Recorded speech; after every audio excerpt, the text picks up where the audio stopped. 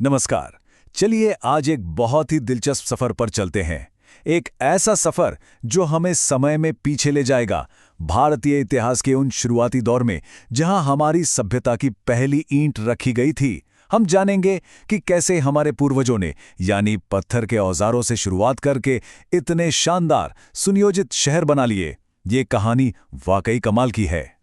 जरा इस बात पर गौर कीजिए, आज से लगभग 4,500 साल पहले जब दुनिया का एक बड़ा हिस्सा कह सकते हैं बर्बरता के दौर से गुजर रहा था, तब हमारे भारत में एक ऐसी शहरी सभ्यता फल फूल रही थी जो पूरी तरह से प्लान की हुई थी।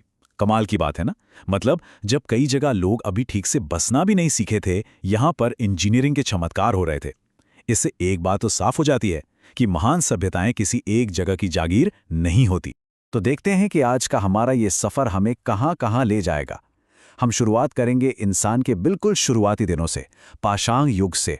फिर हम देखेंगे सिंधु घाटी की हैरान कर देने वाली शहरी प्लानिंग को। उसके बाद वैदिक काल के समाज और उसके साहित्य को समझेंगे, और आखिर में जानेंगे कि कैसे नए विचारों और धर्मों ने भारत को एक नई शक्ल दी। तो चलिए शुरुआत करते हैं। हमारी कहानी शुरू होती है इस उपमहाद्वीप पर इंसान के पहले कदमों से। पाषाण युग यानी वो जमाना जब पत्थर ही सब कुछ था। अच्छा, तो ये जो पाषाण युग है, इसे कोई छोटा मोटा टाइम पीरियड मत समझिएगा। ये तो मानव इतिहास का लगभग 99% हिस्सा है। सोचिए जरा। अब इसे समझने के लिए हम इसे 3 हिस्सों में बांट सकते हैं। सबसे पहले पुरा पाषाण, मतलब जब इंसान सिर्फ शिकारी था, खाना बदोश, खुरदुरे पत्थर के औजार इस्तेमाल करता था। फिर आया मध्य पाषाण काल।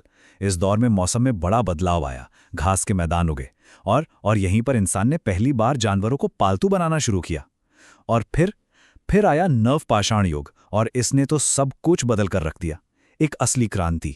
यहां पर वो जबरदस्त बदलाव साफ साफ दिखता है।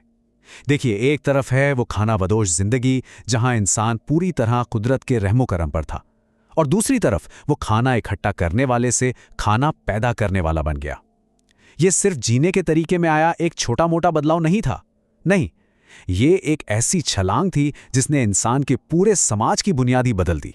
और इसी बड़े बदलाव को इतिहास में नवपाषाण क्रांति के नाम से जाना जाता है। सच कहूं तो औद्योगिक क्रांति से पहले ये मानव इतिहास का सबसे बड़ा आर्थिक बदलाव था।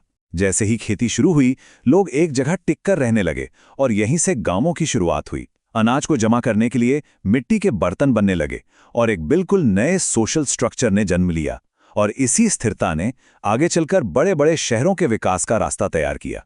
और पाषाण युग में बनी इसी नींव पर दुनिया की पहली और सबसे एडवांस्ड शहरी सभ्यताओं में से एक ने जन्म लिया, जिसे हम सब सिंधु घाटी सभ्यता के नाम से जानते हैं।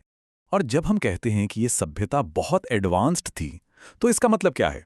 देखिए, उनके शहर बिल्कुल आज के मॉडर्न शहरों की तरह एक ग्रिड पैटर्न पे बने थे। सड़कें एक दूसरे को 90 डिग्री पर काटती थीं, और उनकी अंडरग्राउंड ड्रेनेज सिस्टम, अरे बाप रे, आज के कई शहर भी शर्मा जाएं। हर घर में एक ही स्टैंडर्ड साइज की पकी हुई ईंटों का इस्तेमाल होता था। और मोहनजोदाड़ो का वो ग्रेट बाथ, क्या कमाल की इंजीनियरिंग रही होगी। ये सब उनके जीनियस होने का सबूत है। ये जो विशाल अन्न भंडार मिला है ना, ये बताता है कि वो लोग कितने ऑर्गेनाइज थे। ये सिर्फ अनाज रखने का एक गोदाम नहीं था।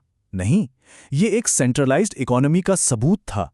एक ऐसी व्यवस्था जहां सरकार या जो भी उनका प्रशासन था, वो टैक्स के रूप में अनाज इकट्ठा करता था और उसे स्टोर करता था।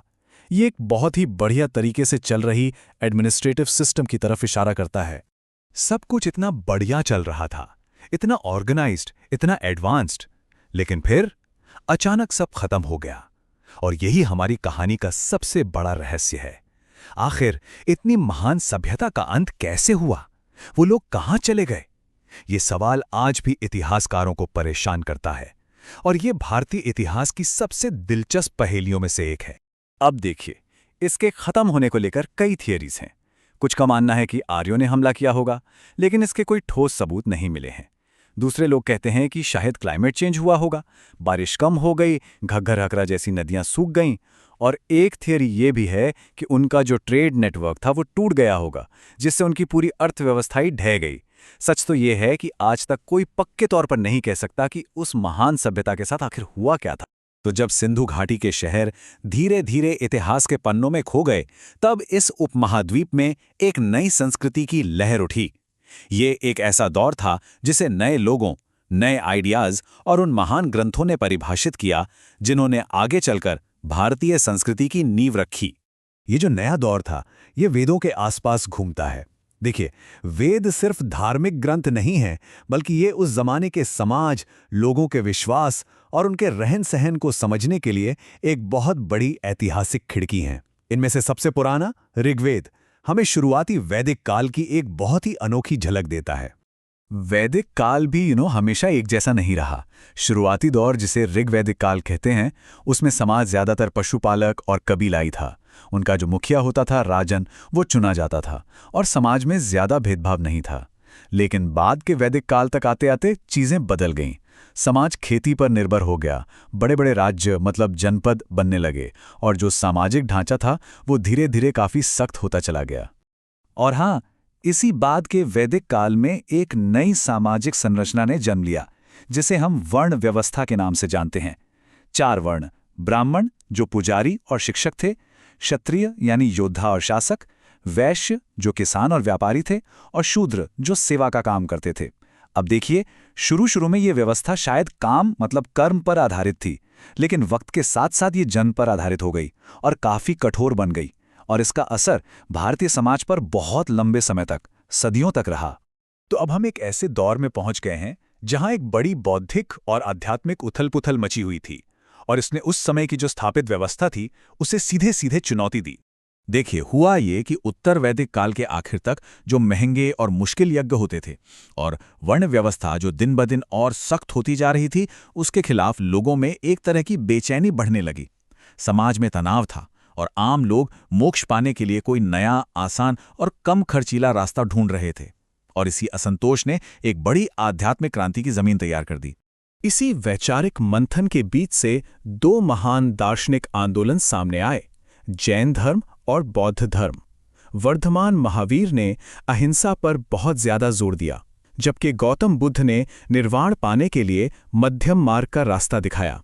दोनों ने ही वैदिक कर्मकांडों और जन्म पर आधारित वर्ण व्यवस्था को चुनौती दी और आम लोगों को एक नया विकल्प दिया, जो जन्म पर नहीं बल्कि कर्म पर आधारित था।